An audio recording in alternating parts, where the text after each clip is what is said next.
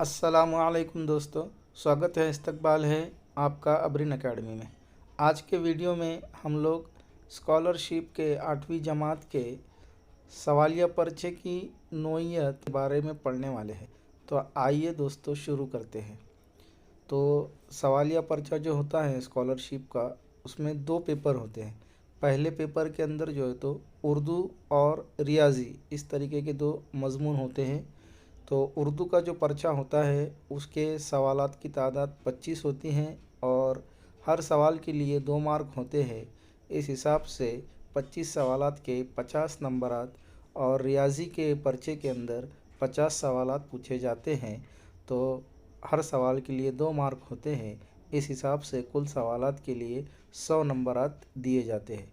इस तरह से जो है तो उर्दू का 50 मार्क का और रियाज़ी का 100 मार्क का 150 मार्क का जो है तो पर्चा होता है और उसके लिए जो है तो 1 घंटा 30 मिनट का वक्त आप लोगों को दिया जाता है।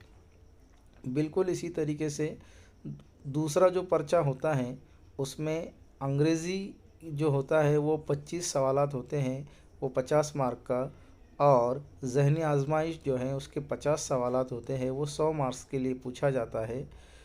इस हिसाब से जो है तो पूरा पर्चा नंबर 2 जो है, जिसमें अंग्रेज़ी और ज़हनी आजमाइश ये दो मज़मून होते हैं, वो 150 मार्क के लिए होता है और उसके लिए भी जो है तो 1 घंटा 30 मिनट का वक्त दिया जाता है। अब इसमें आप लोगों को पेपर 1 के अंदर पास होने के लिए 40% नंबरात की ज़रूरत होती है, यानी कि 150 का 40% जो है वो 60 होता है।